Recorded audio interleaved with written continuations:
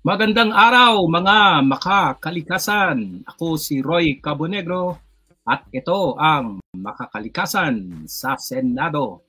Matagal-tagal din po tayong hindi nakapag-broadcast sa programa na ito. Ang programa kung saan binabantayan natin ang mga batas, budget, desisyon at diskarte ng Senado na may direktang epekto sa kalikasan, kabuhayan, at kinabukasan ng bayan.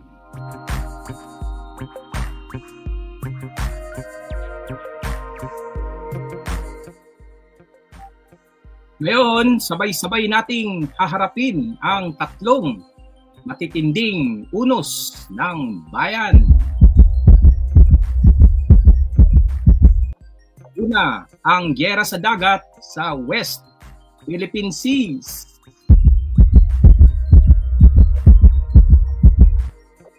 Pangalawa, ang delubyo ng korupsyon sa mga flood control projects.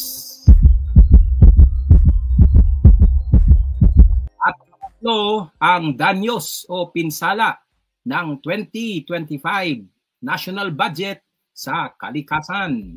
Tatlong krisis, isang Senado. At tanong ng bayan, kanino nga ba sila kumakampi?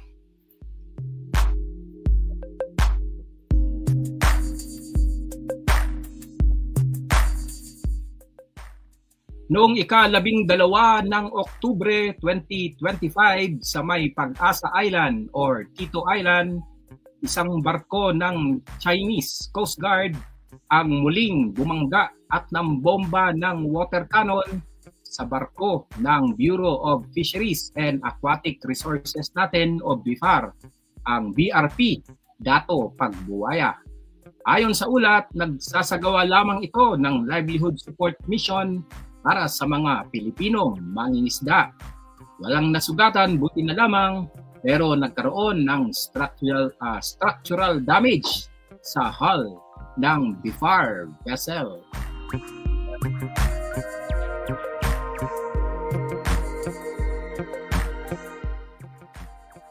Ang insidenteng ito ang ika-4 sa ganitong pangyayari ngayong taon. Noong Agosto, 2 Philippine supply boats din ang pinagbuntunan ng water cannon malapit sa Ayungin Shoal. Ayon kay Senator Francis Kiko Pangilinan, quote, ang ginawa ng China ay malinaw na paglabag sa ating soberenya. Hindi dapat palagpasin ng Senado at ng Malacanang. Ayon sa DFA, mahigit 70 diplomatic protest na ang inihain ng Pilipinas laban sa China ngayong taon. Ngunit patuloy pa rin ang kanilang agresibong aksyon.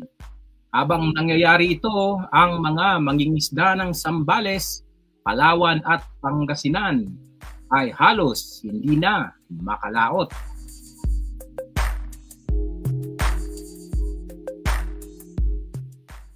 Ayon sa BIFAR, may 600,000 Pilipinong mangingisda ang umaasa sa West Philippine Sea at tinatayang 11 milyong piso kada linggo ang nawawala sa kabuhayan dahil sa paghaharang ng China.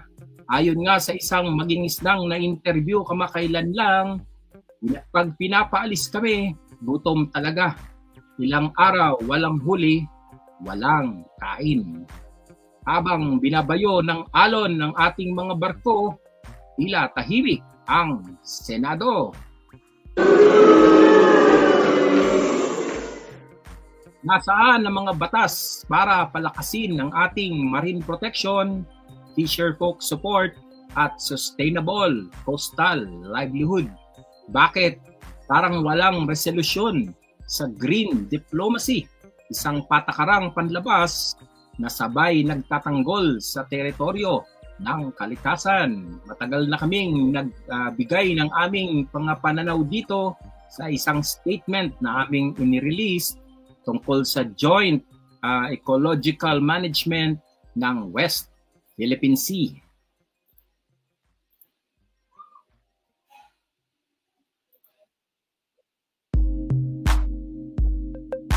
Kayo'y nakikinig pa rin po sa Makakalikasan sa Senado, ang ating programang nagbabantay sa mga kaganapan sa Philippine Senate bilang bahagi ng aming commitment sa Parallel Green Governance ng Greens Coalition PH, kung saan bahagi ang Makakalikasan Nature Party Philippines. Sa pagpapatuloy ng atin pong talakayan, ang West Philippine Sea ay tahanan ng at least 300 na coral species at mahigit 2,500 marine species. Ngunit dahil sa dredging at militarisasyon, tinatayang 38% ng coral reef doon ay nasira na mula 2016. Kung hindi kikilos ang Senado, mawawala hindi lamang ang ating karagatan, kundi ang ating karapatan, pagkain, at kalayaang gamitin ang resources ng maayos sa West Philippine Seas.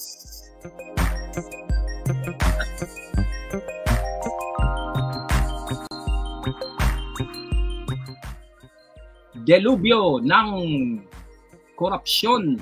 Habang lumulubog sa baha ang ilang bahagi ng Luzon at Visayas, lumulubog din ang tiwala ng publiko sa DPWH, Flood Control Projects, Department of Public Works and Highways.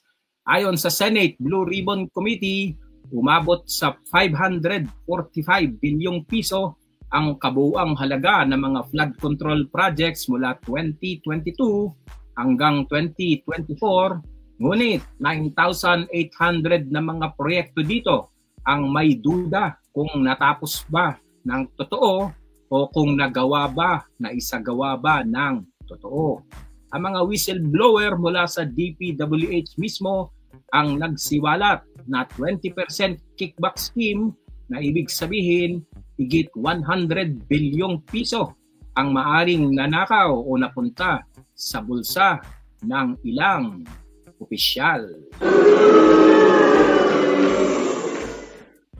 Sabi ng isang committee chair sa isang Senate hearing, confirm po ba ang substandard materials ang naginamit sa ilang proyekto? Kung saan sumagot ang witness, opo, madalas po ay nipis o kulang sa semento para makatipid.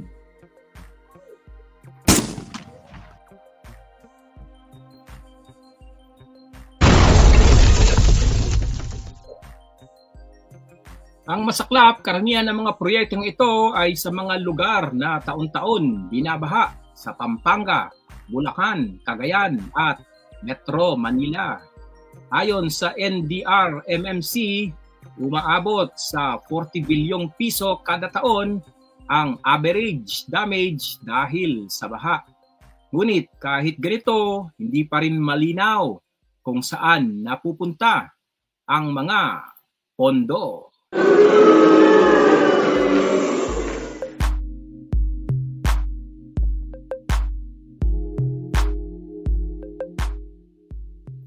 Habang nalulunod sa baha ang mga tao, may ilang lumalangoy naman pala sa kickback.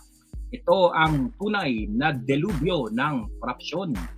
Kung ang 100 bilyong piso na yan ay napunta sa mangrove reforestation, rainwater harvesting at watershed rehabilitation, ilang buhay at kabuhayan kaya ang ating nasagip?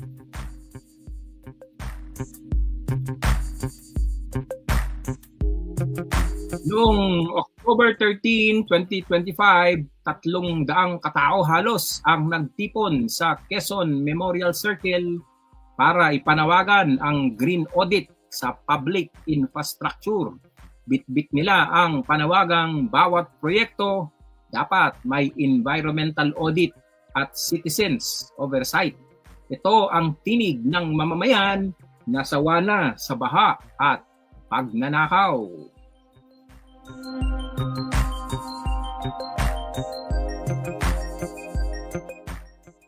Sa panukalang Anti-Corruption at Infrastructure and Environment Act, isinusulong ng mga green advocates ang mandatory transparency portal kung saan makikita ng publiko ang bawat detalye ng proyekto, kontraktor at pondo.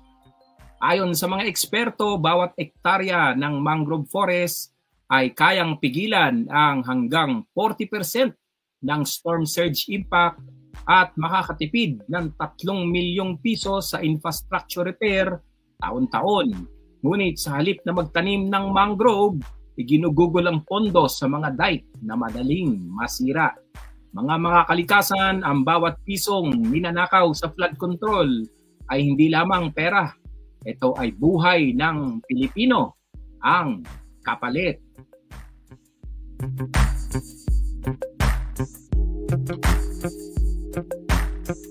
Okay, pasok naman tayo sa pangatlong bahagi ng ating pag-uusap ngayon, ang usapin ng danyos ng budget. Habang sumasabog ang isyu ng korupsyon, patuloy namang pinag-uusapan ng Senado ang 2026 national budget na ngayon nagkakahalaga ng 5.8 trilyong piso, pinakamalaki sa kasaysayan ng bansa. Pinangunahan ni Senator Sherwin Gatchalian at Senator Amy Marcos ang Finance Subcommittee hearings noong Oktubre 13 to 14 kung saan sinuri ang budget ng DNR, DOF, BIFAR at DPWH. Pero ayon sa fiscal analysis ng Senate Economic Planning Office, mas mababa pa rin sa 2% ng kabuuang budget ang direktang nakalaan sa environmental protection at climate resiliency. Isipin ninyo 5.8 trilyong piso ang budget ng buong bansa pero 24 billion lang dito ang para sa DENR, Department of Environment and Natural Resources. Mas malaki pa ang pondo para sa pag-aayos ng kalsada sa pagligtas ng kagubatan.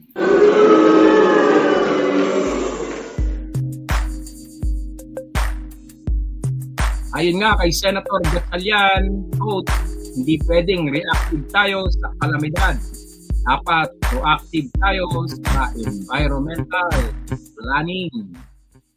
Magandang pakinggan, pero kailan ito magiging totoo? Nasaan ang Budget Reform Act na paulit-ulit na ipinanukala na? Ang datos ng Commission on Audit or COA ay nagsasabing 700 billion kada taon ang nasasayang sa inefficiency at red tape. Ulitin ko po, 700 bilyong piso ang nasasayang. Pera na pwedeng mapunta sana sa renewable energy, forest protection, o clean water projects.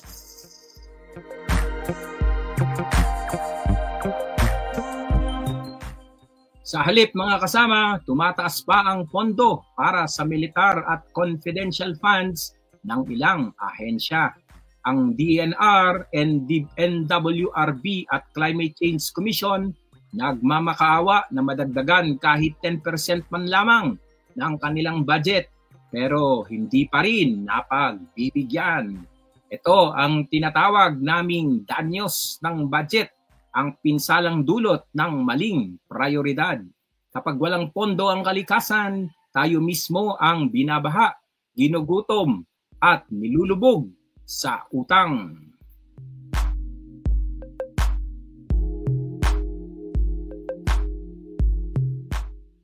Mga makakalikasan, sa bawat alon ng dagat,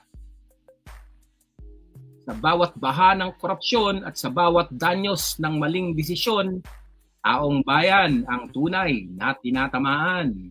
Ang budget ay salamin ng tunay na halaga ng gobyerno at sa ngayon, tila hindi pa rin kasama sa prioridad ang kalikasan.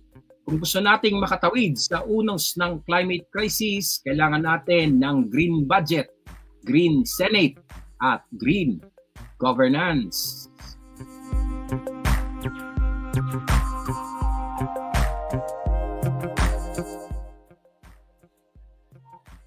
Pero sa bawat gising ng bagong araw, may pagkakataon tayong kumilos, hindi lamang para magreklamo, kundi para magpanukala, magbantay at magtanim ng punla ng pagbabago. Ako po si Roy Cabonegro para sa Makakalikasan sa Senado.